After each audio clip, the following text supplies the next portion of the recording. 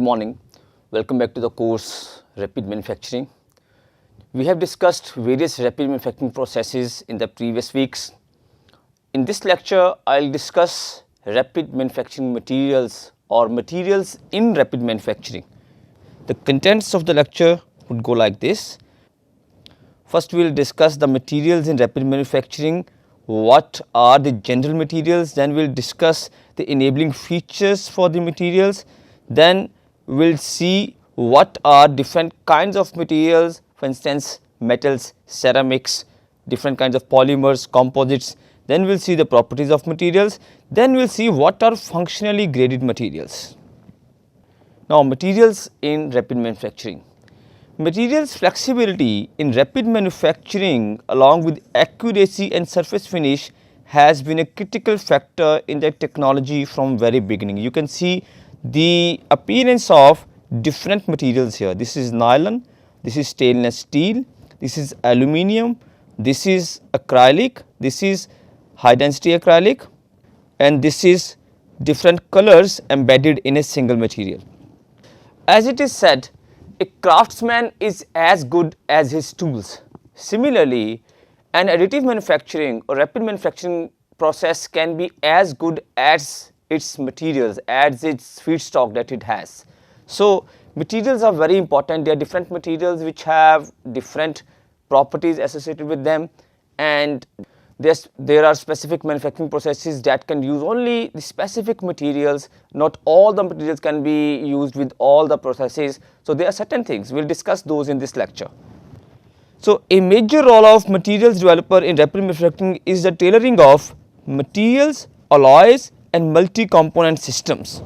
This is all done to create processable materials with an acceptable performance, acceptable end performance, that is the final performance.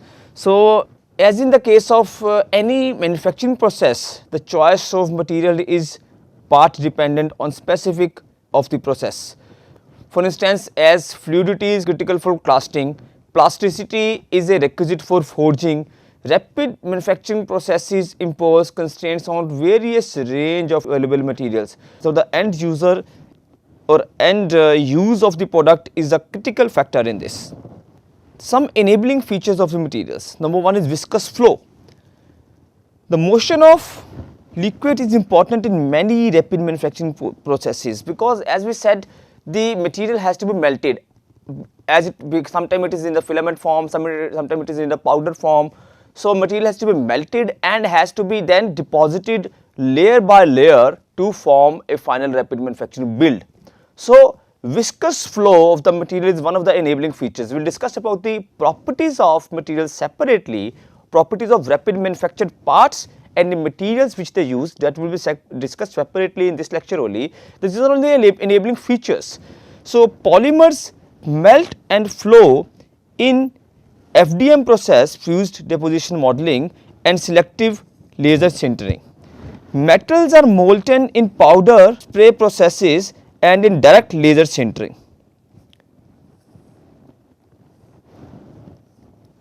Post-process infiltration of porous rapid manufacturing preforms also involve liquid flow. This is all regarding the liquid based processes, those we discussed. For all these, a critical feature of material flow is viscosity. So, viscosity flow becomes an important factor. The viscosity eta for Newtonian flow considered to be the constant of proportionality relating to the shear strain gamma to an applied shear stress tau. So, this relation is directly like this then. Tau is equal to eta into shear strain. Now, many polymers obey a similar non-Newtonian power law relationship in which gamma is raised to the power m or less than 1. In viscous flow, viscosity is temperature dependent, decreasing with increasing temperature. Both polymers and liquid metals, for there is a general relation, this eta can be put as eta naught into exponential of Q by RT. So where eta naught is again a constant, and this Q is activation energy,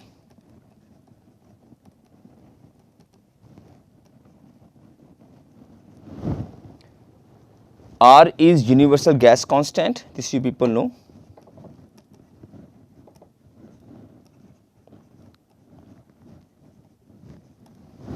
and T is absolute temperature.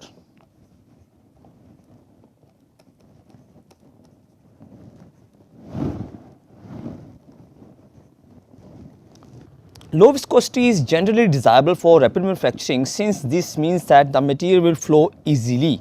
So the viscosity has to be low, but not much low, so that the material appears to be solid material itself. So this is important for FDM and SLS, since powder bonding is critical to successful processing. So this is important for FDM and SLS, it is very important. Low viscosity of binders is crucial for 3D printing as well and other inkjet processes, since the droplet formation characteristics are strongly dependent on viscosity. Droplet formation happens in certain processes like 3D printing, and there are certain defects like balling effects. I will discuss about the defects. Balling is one of the defect, that is the function of viscosity only. What is balling? When we are depositing the material is not coming in one flow, small drops are coming out of that. So that drops are sometimes dispersed in a different way, it is not a continuous flow. So that is one factor that depends upon viscosity, that is one defect. So binders in SLS must also have a low melt viscosity to wet particles during laser sweep. In selective laser sintering process, binders should have low melt viscosity. So this is a factor here. Finally, stereolithography apparatus uncured resin viscosity must be controlled to ensure proper recoating between processed layers. This is important. So viscosity is lowered significantly by increasing the temperature as mentioned in this equation. When temperature rises, this means, what does this mean? This means that temperature high implies viscosity low. The result is that most of the rapid manufacturing processes operate at elevated temperatures to maintain low viscosity. That is the reason. Viscosity of polymers varies significantly with temperature, as I said. Viscosity of metals ranges from maybe 0.2 megapascal for alkali metals to 5 megapascal for D transition metals. So I can put viscosity of metals, this ranges for 0.2 megapascal to 5 megapascal. 0.2 megapascal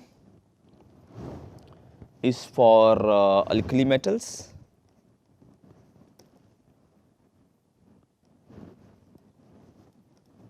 and this is for D transition metals.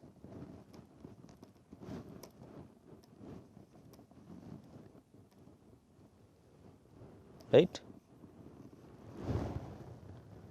So, for instance, viscosity of water at room temperature is 1 megapascal. This is a kind of a field, just we are telling you 1 megapascal is water at room temperature. Lesser than that would be for alkali metals, and more than that should be actually for the D transition metals. Now viscosity flow, solid particles added to a liquid increase the apparent viscosity. This is obvious, when solid particles are added, viscosity increases. The viscosity as a function of solids loading Fs may be written as eta is equal to eta A by 1 minus Fs, this is solid loading, the amount of solid that is added, by FSCR. What are these variables? I will just let you know, whole square.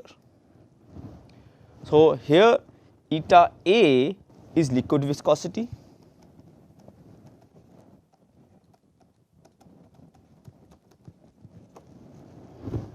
and Fs is the solids loading, FSCR is critical solids loading.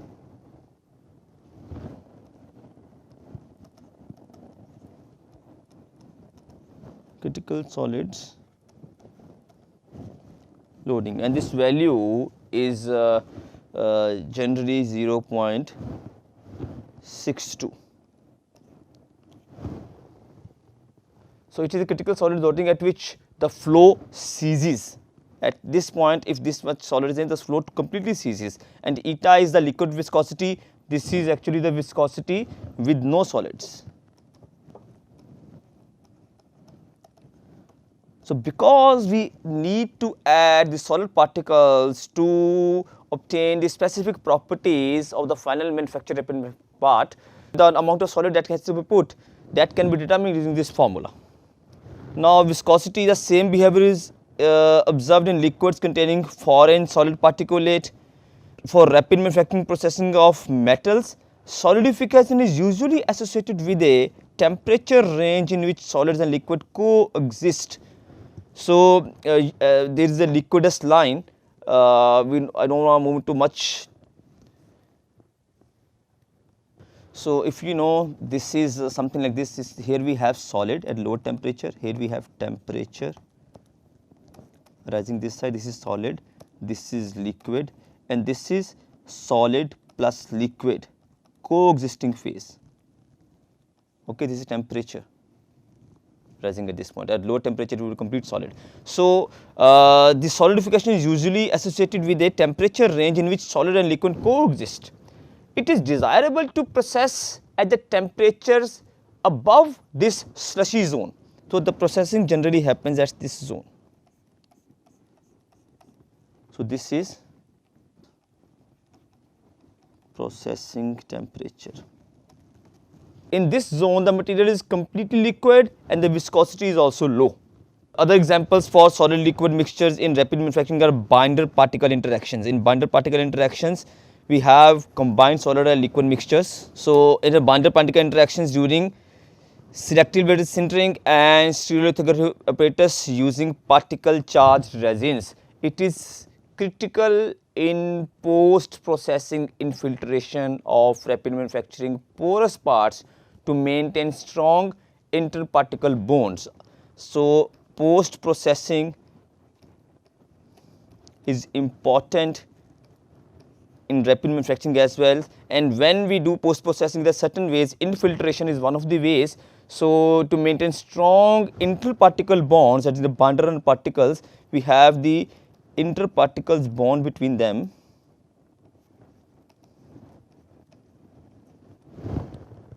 So, these have to be strong.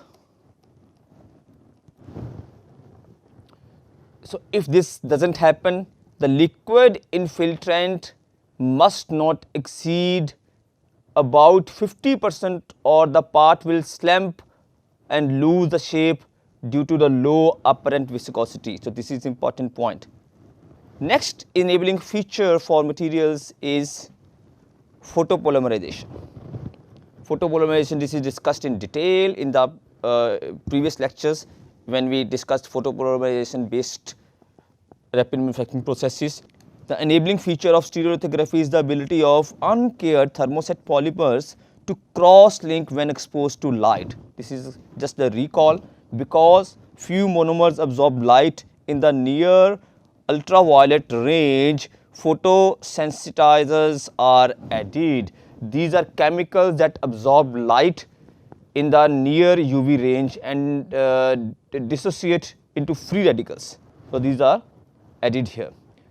Azo-isopropane is a photosensitizer that is thermally stable over a wide range of temperatures and readily dissociates under UV light. This is one of the examples here.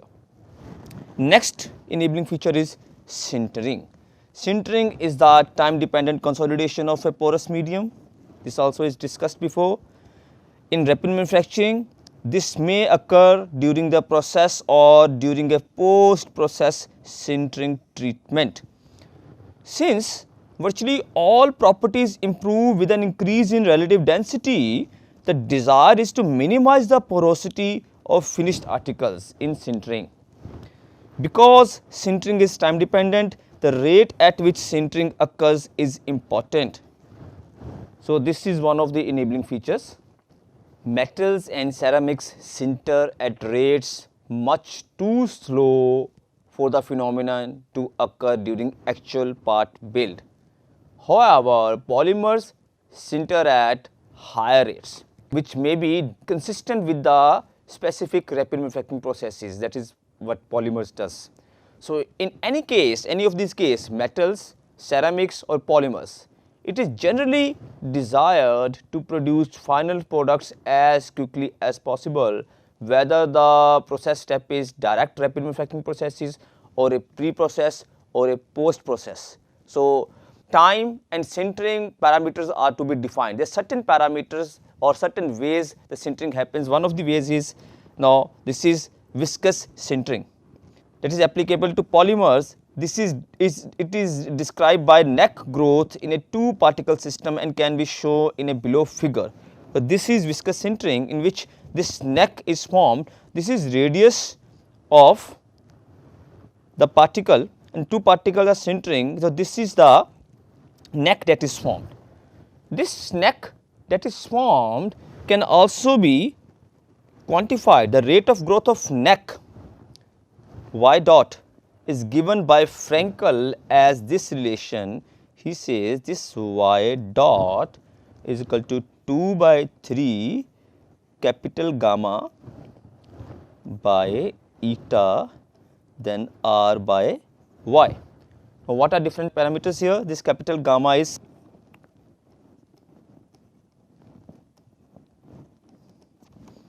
so it is proportional to surface tension, and eta, as we have discussed in this lecture only, this is viscosity. R and y are the dimensions. R is radius, y is neck radius. This is radius of particle r. So, solid state sintering of metals and ceramics is limited to their pre and post processing, since the times required to accomplish significant densifications are long, and rapid manufacturing of metals using processes involving powder spray, direct SLS provide high energy for melting and flow of liquid metal.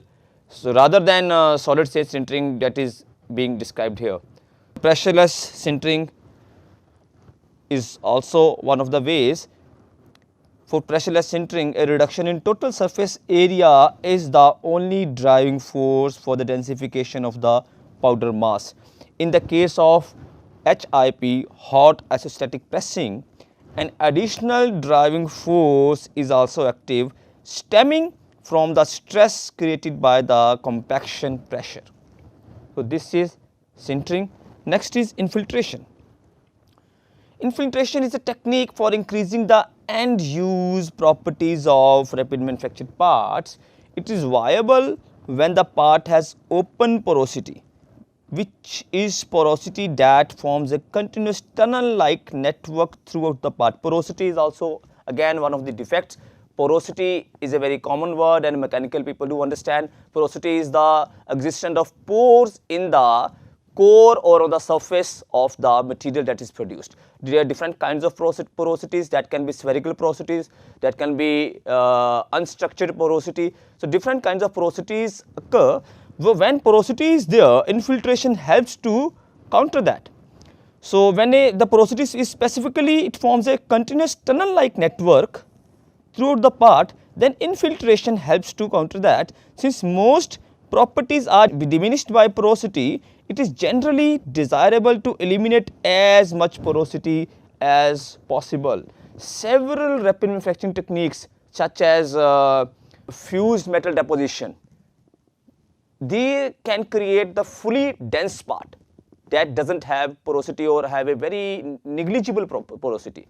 But generally in metal sintering, in ceramics, porosity is more prominent than glass and polymers and other materials that we'll discuss. Infiltration, others such as 3D printing and SLS generally produce intermediate parts with open porosity. In traditional powder processing, hot pressing and other deformation processes are employed. These are of limited value in rapid manufacturing since the geometry is compromised by these techniques. So, high temperature post-process sintering is sometimes useful if the kinetics for densification are acceptable, and it is one of the criteria. In some cases, it is preferred to infiltrate the part with a liquid material of lower melting point than the parent material. This results in a composite part with nominally full density. So, it makes a composite part which has matrix and reinforcement in between. So, this infiltration helps us to have the composite part which has two parts, but it is completely dense. There is no porosity left. A key advantage over other full density processing techniques is the ability to largely preserve part geometry, important for rapid manufacturing. Here, infiltration is usually a post processing step that I am referring to. In this, the porous part is heated, that is in contact with the infiltrant. It is heated to a temperature at which the infiltrant is molten and will wet the part and will try to enter it and fill the pores to have the complete or a better part, complete dense part or a better part that is obtained.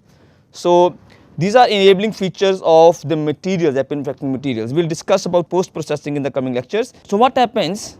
Infiltrant soaks into the part similar to a sponge taking in a water.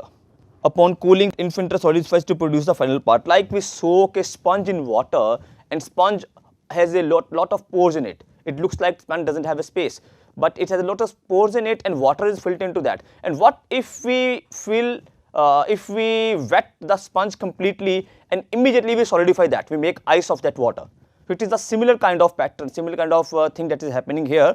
The infiltrant then soaks the part in a similar way as sponge taking into water. Upon cooling, the infiltrant solidifies to produce the final part. It is not possible in every case for a given infiltrant to soak or wick into a given porous preform. So, this affinity to the materials, affinity between the materials is an important factor here. Sponge can be put in water and it can be soaked completely, but can be sponge soaked in some high viscous material, maybe engine oil or maybe some other material that is not able to infiltrate into the pores of the sponge. So, those things are similar in the rapid manufacturing material as well.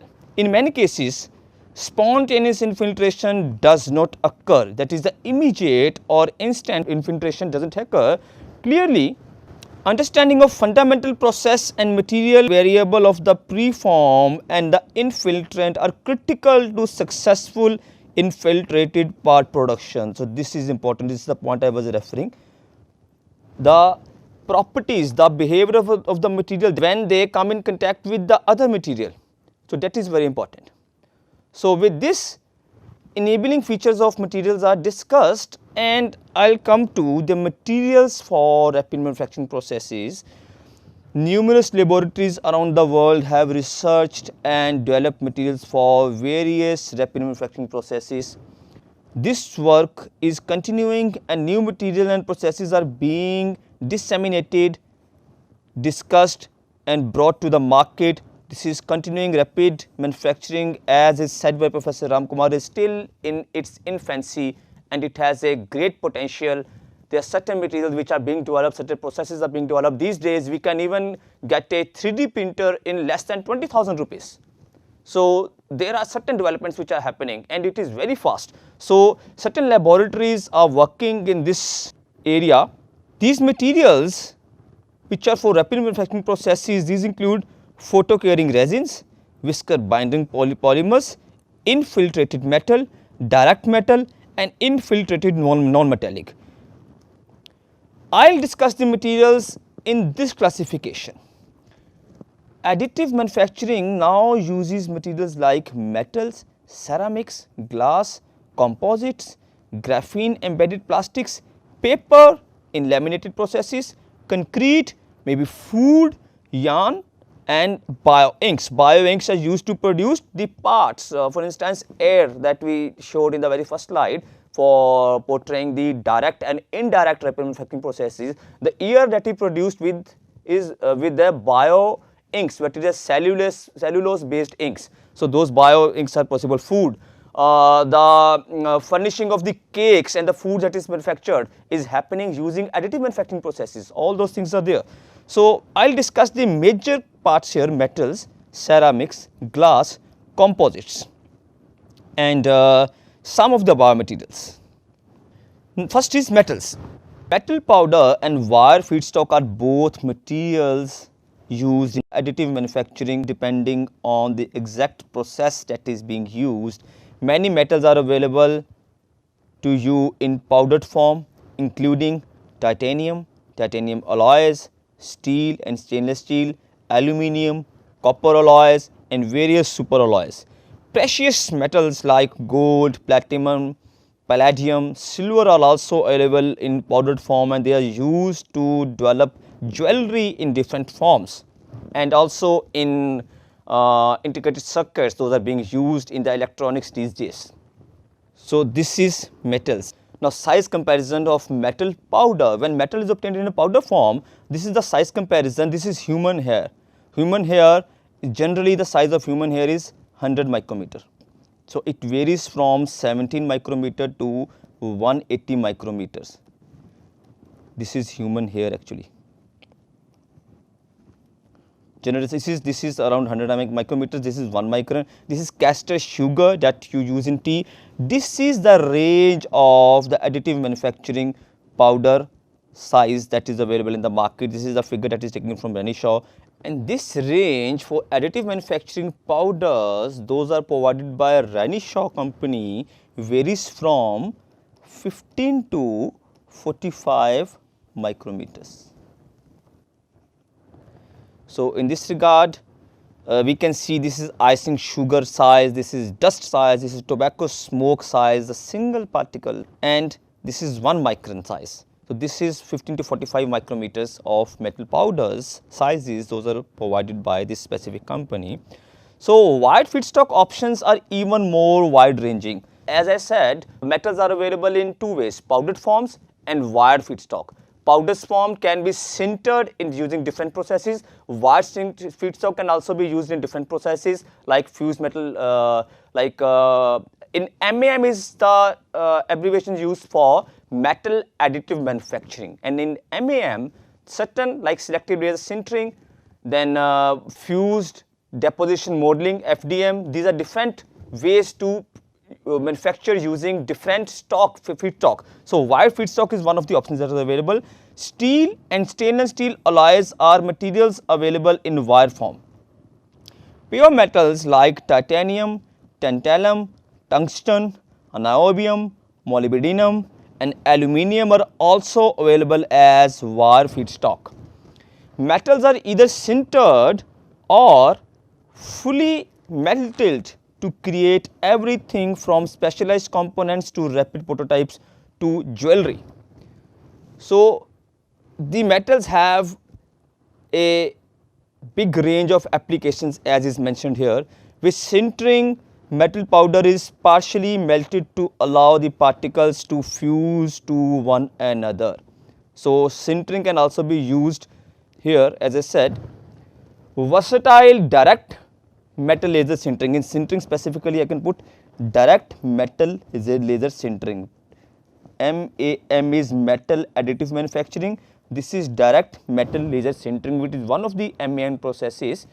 This partially melts many of different metals and alloys yielding objects with a degree of porosity. So, this can be one of the processes. Then is EBM can also be used, that is electron beam melting. EBM uses powerful beams of electrons to fully melt the various powdered metals. This can be used to melt titanium, steel, stainless steel. It is more popular where porosity is to be very less, such as high stress, high temperature aerospace applications. So, I can put this, can use titanium, stainless steel, and it gives less porosity.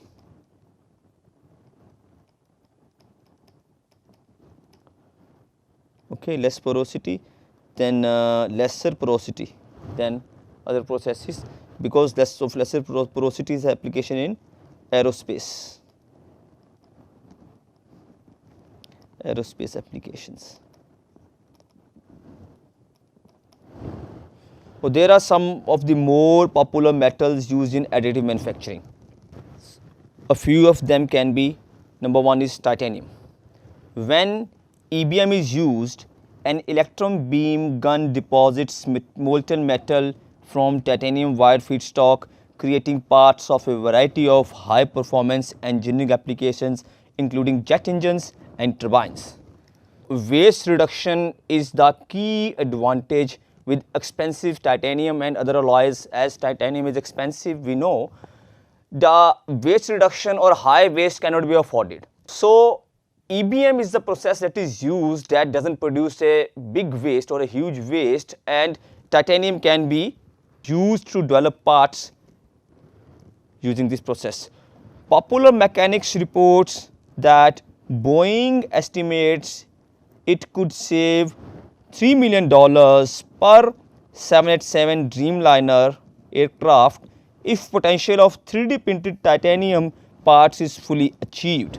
So, this is one of the statements given in the certain reports. So, this is a bike frame that is 3D printed from titanium alloy. The bike frame, different parts of a bike are printed using the titanium alloy. Next is stainless steel. So, when fusion is involved, the metals generally must be weldable, castable to be successfully processed in rapid manufacturing. The small moving melt pool is significantly smaller than the dimensions of final part. So, EBM is one of the processes that help to get this small or the very minimum melt flow so as to produce the components using stainless steel as well. EBM technology uses powdered stainless steel to produce dense, super strong, waterproof parts for extreme environments like jet engines, rockets, and even nuclear facilities. For example, in 2016, a feasibility study explored that viability of using low carbon stainless steel in EBM machines to produce nuclear pressure vessels. This is one of the examples that is quoted.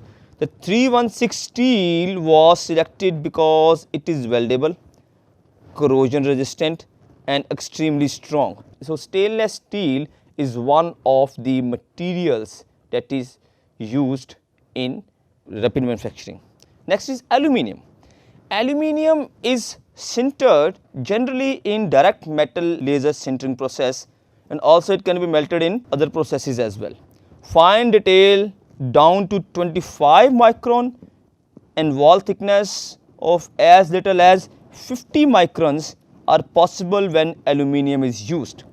Parts typically have a textured or matte structure which distinguishes them from the traditional milled aluminium parts. Generally, milling happens on aluminium, but the texture that is obtained is not there after milling. In conventional processes, we have to do some grinding, some finishing of the surfaces, but in this case the parts have a good texture, and sometimes surface finish is required depending upon the process, because staircase effect is there. So, if those effects are not there on surface, so it can also avoid the post processing.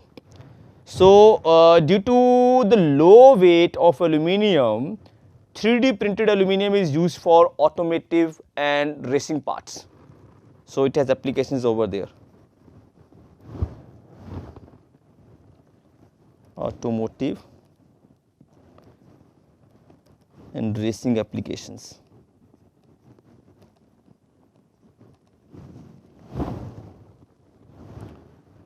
Because of low weight.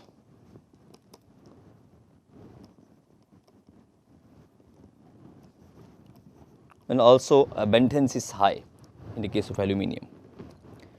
Next is high performance alloys. High performance alloys like Inconel 625, Inconel 718 are popular because they are both rupture resistant and corrosion resistant. Such alloys resist thermal creep deformation and they endure high acidic environments. They are very less reactive, so they can endure high acidic environments, and also at high temperatures the creep deformation is very less. These materials are used in turbine engines, exhaust systems and fuel systems.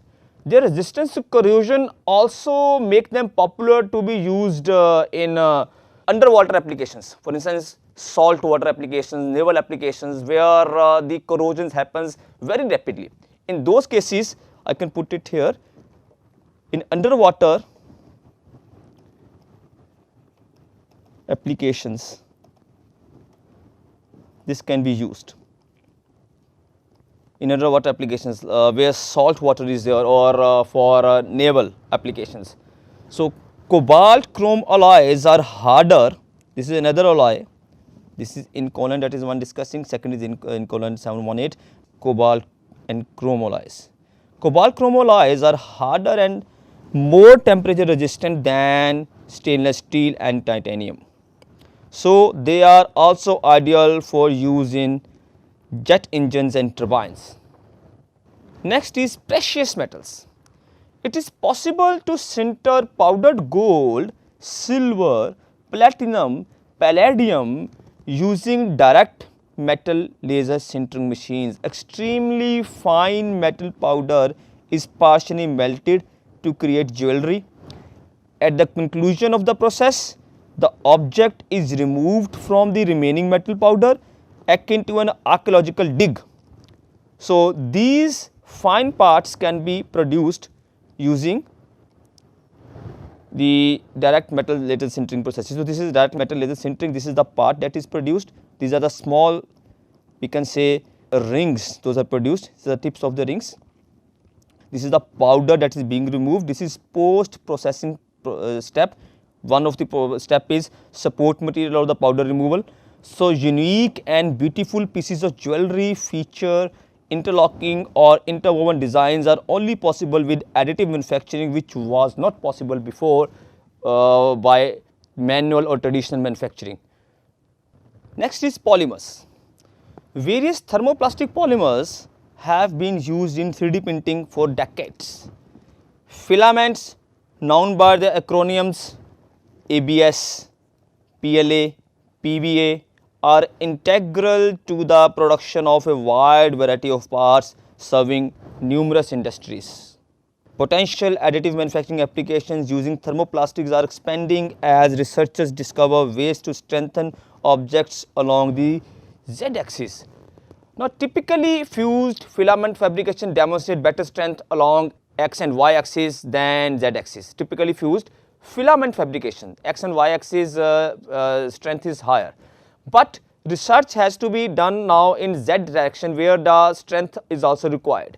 So, research into thermal welding techniques provides a way to provide the all important z axis strength, which is vital in products like load bearing or prosthetics. So, in that case z direction is very important. So, in that case polymers are very helpful.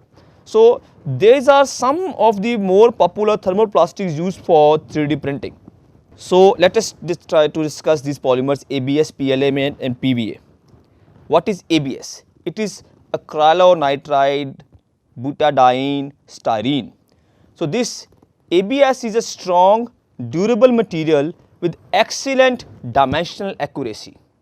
To create a 3D printing object using ABS, the filament must be heated to a relatively higher temperature. I have discussed the difference of ABS and PLA in the demonstration that we had in 3D printing. So I wouldn't detail much about ABS or about these two materials here in this lecture. So the difference that one of the that PLA PLA can be melted at lower temperatures, and other strength and all the properties, the droplet size, the resolution that we can obtain are discussed. So higher melting point ABS makes for the objects that are relatively warp and crack resistant. These are the toys or the Legos which are made from ABS, and this is the casing. So this is specifically used in casings and toys, which makes ABS as a very good choice for producing these products. So ABS is also used in rapid tooling for creating concept models. Rapid tooling, as I said, the tools that are used to make a mold for rapid manufacturing, those are also developed using ABS, because the strength of ABS is higher than the other polymers that we are discussing, PLA and PVA.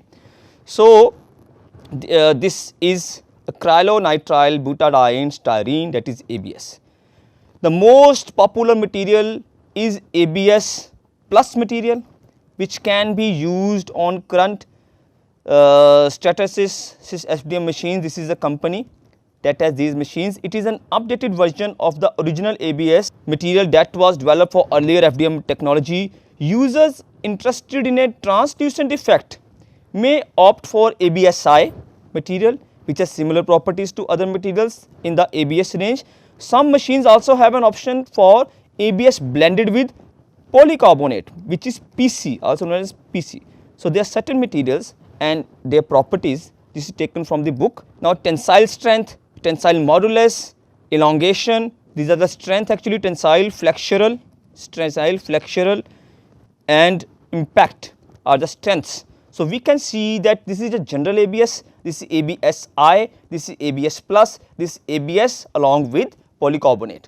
So we can see that the maximum strength is when polycarbonate is incorporated in the ABS material, and elongation is also average here, but the least elongation here is ABSi material. So it all depends, what do we need? Do we need high tensile strength or lesser elongation or impact strength?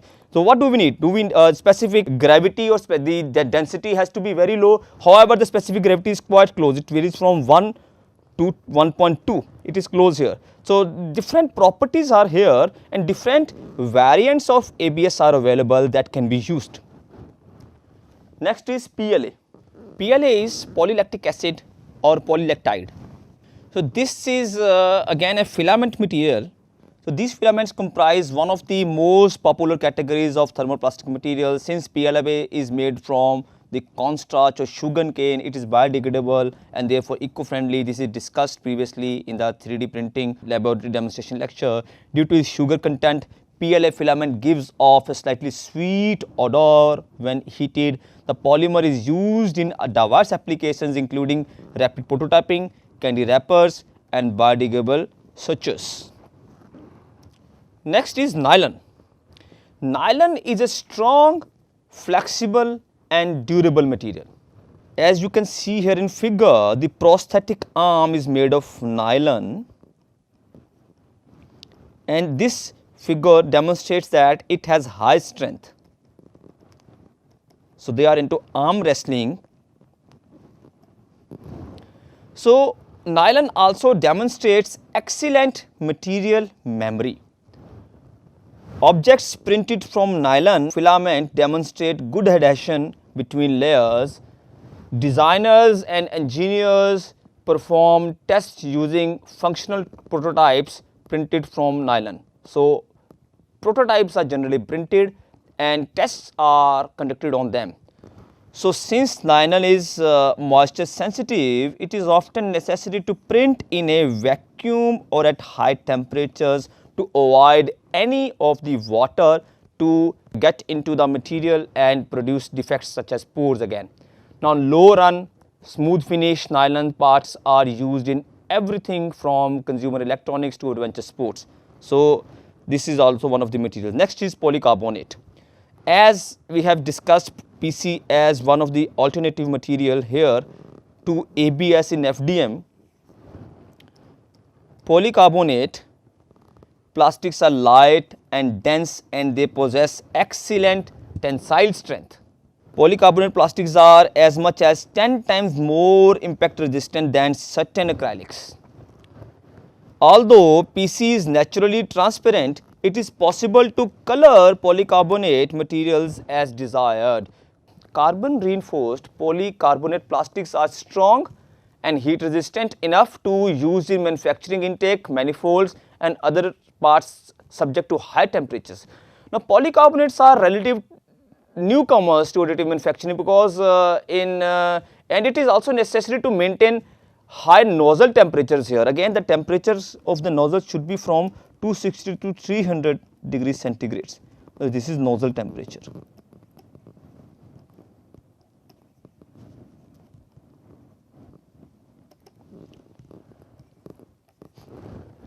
But it has make a very good material to be used in rapid manufacturing. Next is PVA. Polyvinyl alcohol is a water soluble compound used to print support structures in internal cavities and beneath overhangs. You can see as it is given in the figure, this white color is PVA. So it is dissolved in warm water. As we showed you, the two kinds of nozzles were there in the laboratory demonstration. One is support material, another is the base material. The base material can be any that has high strength. Support material can be PVA that can be dissolved in warm water or other solvents that helps to take it away. Therefore, PVA enables the creation of complex objects in a dual extrusion printers when PLA is the primary material. Once the primary object is fully printed, the PVA is simply dissolved away by warm water. So there are certain benefits. It has a great water dissolvable support material. There are no very special solvents required, no additional hardware is required, but these properties also bring certain limitations, such as it is moisture sensitive. It has to be kept in airtight storage containers which are required to keep it. Then greater chances of clogging in the nozzle is left hot when not extruding. So this seconds, it is also expensive material. So there are certain properties of this material. Next is thermosets. Materials which I have discussed before, nylon, PLA, ABS, these are polymers, these are thermoplastic. Next is a range of thermosets materials such as vinyl ethers. So vinyl ethers were another class of monomers that were used in early resins. Acrylate and vinyl ether resins exhibited considerable shrinkage from 5 to 20%, which caused residual stresses to accumulate as parts were built layer by layer, which in turn caused significant warpage. So these are certain disadvantages with these thermoset materials, but these are still used. Another disadvantage to acrylate resin is that their polymerization reactions are inhibited by atmospheric oxygen. So to overcome these disadvantages of vinyl ethers and acrylate, certain other thermosets are now being used, such as epoxies. Epoxies were introduced in early 1990s and they were brought into significant advantages to VAT polymerization processes, so, but they complicated the formulation of resins. Also, this is a little expensive than the other resins. So epoxies are common catonically polymerized photopolymers. Epoxy monomers have rings which, when reacted, open to provide sites for other chemical bonds. Ring opening is known to impart minimum volume change because the number and the types of chemical bonds are essentially identical before and after the reaction. Toughening agents are used frequently in commercial resins to improve mechanical properties of the fabricated parts. Epoxy stereolithography resins typically shrink less than acrylates and have much less tendency to warp and curl. Defects are less and shrinks less, so that is why the warping and curling is lesser. almost all commercially available stereolithography resins have significant amounts of epoxies these days. So, these mechanical properties are improved, the toughening agents are added. These toughening agents may be reactive or non-reactive, maybe in the form of phase separating liquids or particles. So, these are the thermosets and thermoplastics polymers. Next is composites, metal composites. Metal composites fabricated using additive manufacturing include particulate composites, fibrous composites, laminates, functionally gradient materials. FGM would be taken separately in this lecture. So, SLM and laser metal deposition are highly favored processes for additive manufacturing of metallic materials. It is possible to fabricate metallic composites from powder precursors by liquid phase sintering to bind the matrix and material and secondary phases. So, this technique has been applied to obtain MMC, which are metal matrix composites. Metal matrix composites are now manufactured using the additive manufacturing techniques, MMC, I will put it here. Additives to control grain growth, improve sinterability and adjust the coefficient of thermal expansion are critical for processing of functionally graded materials. These are particulate composites which grade across a part through more than one material with control of anisotropic response. Ultrasonic consolidation, which is UC, can be used as a solid state fabrication process to join layers of metal foils into a 3D structure followed by a sequential machining step to form the geometry. So, UC and machining becomes the post processing step here. They can help to develop metal composites as well. So, fibers have been embedded in metal matrices during the UC process, making it a strong candidate for fiber reinforced metallic composites. Next we have here is ceramics and glass. Ceramics and glass are another additive manufacturing materials. So, additive manufacturing using silicon carbide ceramics offers short run cost effective production, in part because the time consuming process of creating molds is eliminated. So, the molds are not to be made, so these are cost effective. Geometrically complex ceramic parts deliver better performance with less weight. Properties very attractive to jet engine and rocket engine manufacturers. Commercially viable production is already underway using various additive manufacturing processes including binder jetting, material extrusion and stereolithography. For example, finely detailed porcelain objects are created via stereolithography from an extruded aqueous ceramic paste consisting of a photopolymer mixed with a ceramic powder. Curing, firing and glazing complete the process. So, ceramics can also be used as additive manufacturing materials. The process yields ceramic parts with injection mold quality, but with more intricate designs including delicate cavities and undercuts. You can see the intricacy of these parts. These are all ceramic parts. These are all ceramics parts. The intricacy of these parts, those are produced using ceramics, and this is produced using additive manufacturing. Tool fee production method eliminates unmolding and other inefficiencies that can reduce your costs again. In general, ceramic 3D printing is quickly progressing from the short run production of specialized components to the mass production of customized products. Because ceramics production is usually happened using molds and the manual kind of potters used to develop the parts using ceramics. Now, additive manufacturing machines are able to produce the parts in a large numbers. So, customized parts and mass production is possible in ceramics now as well. Next is glass. Glass is another material.